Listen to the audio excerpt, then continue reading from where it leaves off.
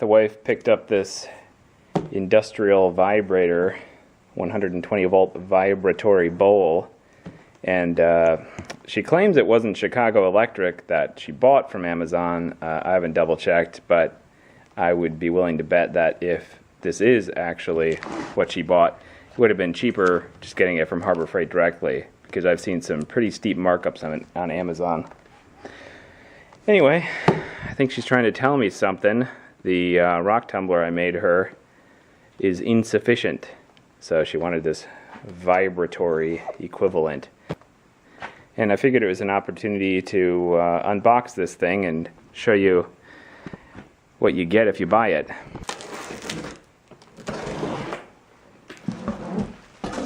Oh, crap. So this appears to come pretty much pre-assembled. I'm not seeing a whole lot of setup work here. Let's take a look inside of it.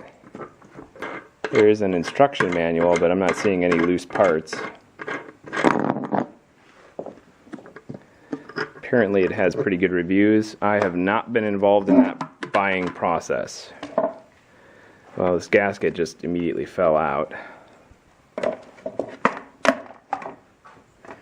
No big deal though, just gotta get it to stick on the rim of this lid right here. It stinks as usual. Anything from China has a nice rubbery stink to it. So that's kind of nice. It has this adjustable thing right here so you can pull the bowl out. It looks like it's dual gasket, so this also has a rubber gasket. Yeah, all smells like vulcanized rubber. It's not synthetic. I've had 3 glasses of red wine, so this will be a good review. It's kind of nice. They have a drain thing right here, it looks like. Actually, that's interesting. It's just wide open. And what are you supposed to do with that? Looks like we have these rubber feet right here, which is really nice, so it won't chip into your concrete or wherever you end up putting this thing. A little bit of a protective bottom here, but nothing much going on in here. It's actually mostly empty space anyway. And we have some spring suspension here, some compression springs. Looks to be just an on-off. If this review sounds like it's a first time look at this, it's because it's a first time look at this. Now I'm going to do you guys the favor of glancing through this manual to let you know if there's any gotchas. Well, this manual is very short and not particularly interesting. Basically says it's for deburring, degreasing, and removing rust, and specifically says not for ceramic and other hard media. I don't actually understand. The spigot is not particularly addressed, so I'm not entirely sure what that's about. It does say it's not for those hard media, and my wife got this for rock tumbling, so not totally sure if it's even compatible with that job. Shit, it looks like there's supposed to be 2. Oh, yeah, here we go. So, okay, so it says if a lubricant is used, the overflow hose must be used to drain any excess lubricant water into a suitable container, preventing overflow. 42.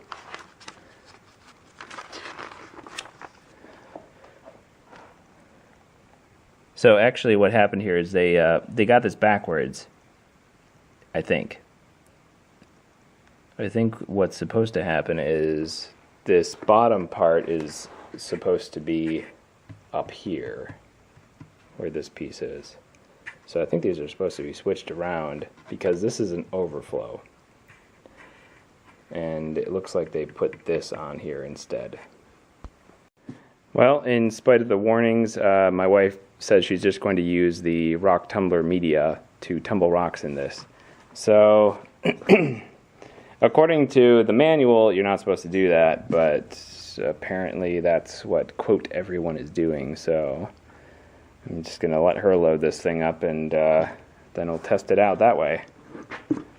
Just got to make sure I don't leave it on a stack of drywall, because she'll probably start it up on here. Ugh. Right there. Cauldron. To be continued. Well, in spite of the instructions basically saying this is not a rock tumbler, don't use it with media for tumbling rocks, my wife says that that's what people use it for anyway. So, I have these National Geographic Step 1 through 4.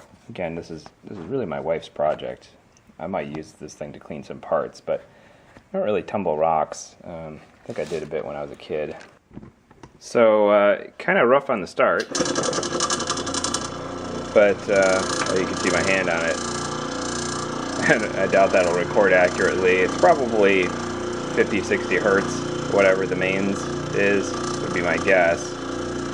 It's probably not a whole lot too. It's probably just an electromagnet tied to the mains, and then something that acts as a catalyst. Wow, look at that. Freaky. On camera, through the camera, it looks like I have a fat hand. But I don't have a fat hand. My hands are quite skinny. It's just like, but if I look at it in real life, it doesn't really look that way. So it's one of those weird things, like when a helicopter. it's like when a helicopter is, you know the rotors are going really fast, but it looks like they're going really slow. It's one of those things because this camera has a certain frame rate, and the mains is moving at a frame rate. Or rather, a frequency. Wing it! This is one of those things where you post something wrong, and then everybody corrects you, and it's the best way to actually find the right answer is to post the wrong answer, that sort of thing. I am not even a rock tumbler enthusiast, so really just kind of guessing. So, 1 part rock.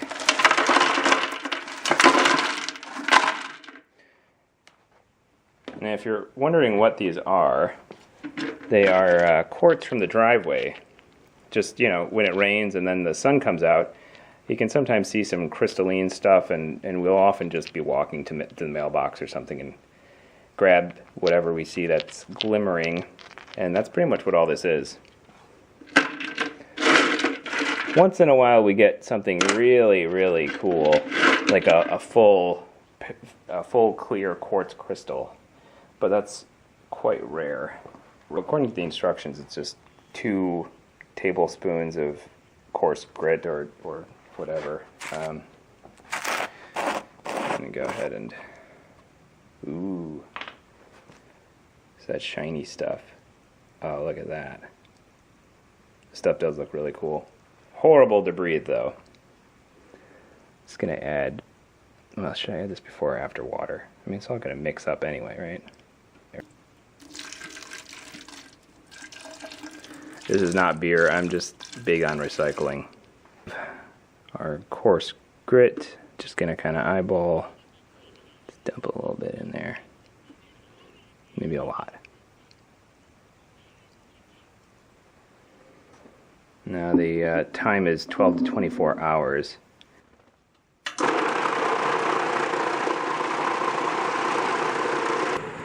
Whew. Well, that's quite a bit louder with the rocks in it. So I didn't even want to do any voiceover. We'll see how it turns out. I'm pretty curious. So, trying to wrap up this project. This is after, I think, 3 or 4 tumblings. And this was using this National Geographic Tumbler grit. And we were switching over some of this normal rock tumbler grit from Harbor Freight, actually.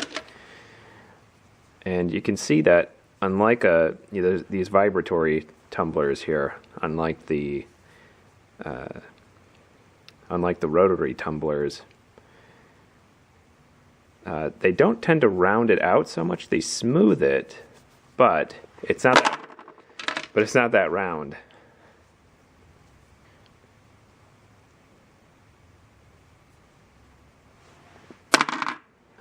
So although we've only done maybe 4 or 5 tumbling sessions in this, 12 to 24 hours per, there isn't really any sign of degradation to the main chamber so far. Everything seems to be working all right. The unit is louder than I'd want to hear in my house all the time, but since it's out in the workshop, it's not a big deal to let it run. It kind of sounds like a vacuum cleaner from outside. You can see the results of these which were rotary tumbled. You can see they're much more rounded. I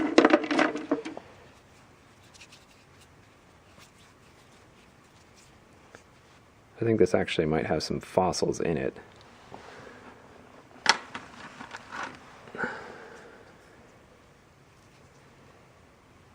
This might be a Petoskey stone from Lake Michigan.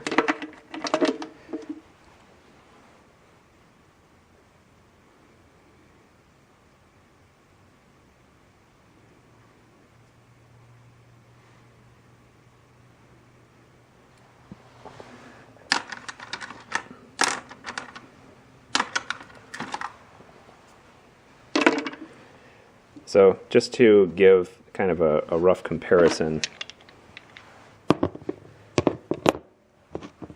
this is rotary tumbled, this is vibratory tumbled. So the edges are still here. So I think if you're trying to maintain sort of the character of the rock, or maybe you have a really complex rock, then the vibratory tumbler might be a better option.